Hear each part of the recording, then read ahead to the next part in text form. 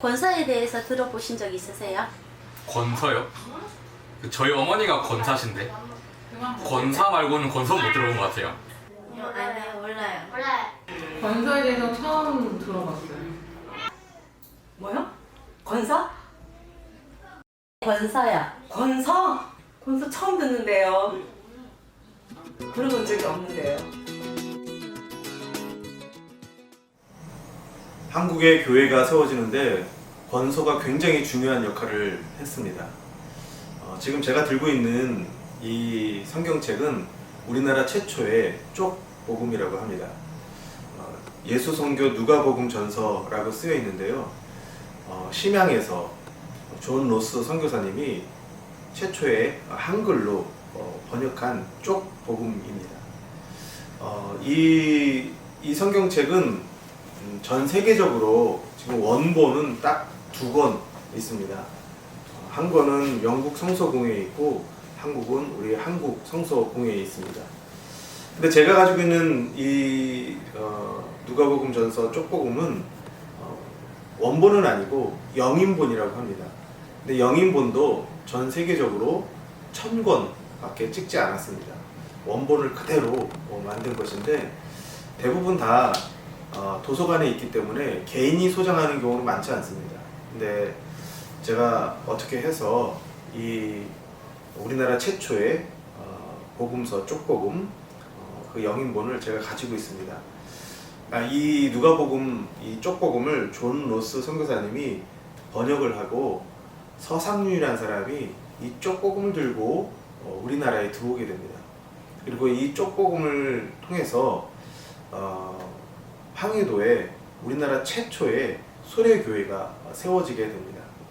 우리는 서양의 선교사님들이 우리나라에 와서 복음을 전하고 교회가 세워진 걸로 알고 있을지도 모르겠습니다. 그러나 우리 한국교회는 선교사님이 오기 전에 이 쪽복음이 이 하나님의 말씀이 먼저 이 땅에 들어오게 됐고 이것을 읽은 사람들이 세례를 받기를 원했고 그리고 그 사람들이 세운 교회가 황해도에 있는 우리나라 최초의 소래 교회입니다. 그래서 우리나라에서 복음이 증거되고 확산되는 데 있어서 이 쪽복음을 들고 다니면서 나누어졌던 권서라는 사람이 굉장히 중요한 역할을 했습니다. 참 놀라운 일 아닙니까?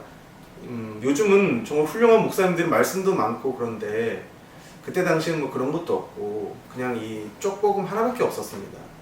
근데 이거 들고 다니면서 사람들한테 나눠줬는데 그거 자체만으로도 우리나라에 엄청난 부흥의 역사가 있었던 겁니다. 그리고 자발적으로 교회가 생긴 겁니다.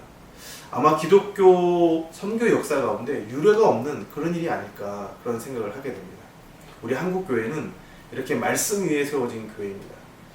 지금 우리가 코로나 시대를 살고 있지만 이 시대에도 우리가 말씀 위에 서 있기만 한다고 한다면 하나님께서 우리 한국교회를 다시 새롭게 하시고 또 놀랍게 부흥하는 역사가 있을 줄로 믿습니다.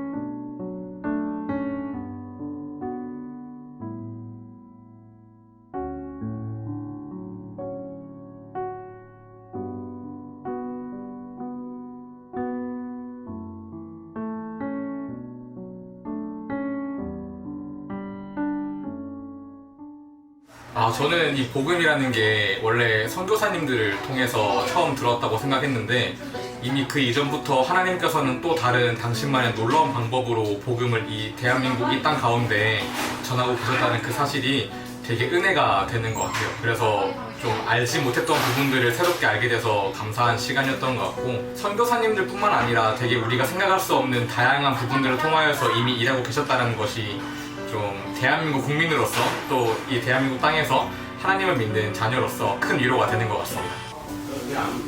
권서라는 거 처음 알게 됐는데 성경이 그렇게 힘들게 전해진 건 몰랐어요.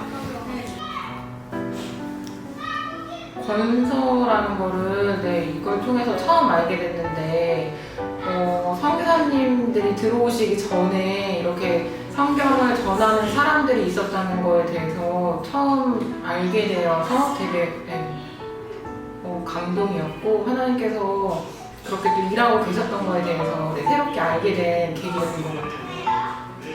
아, 권서라는 게 그런 거예요?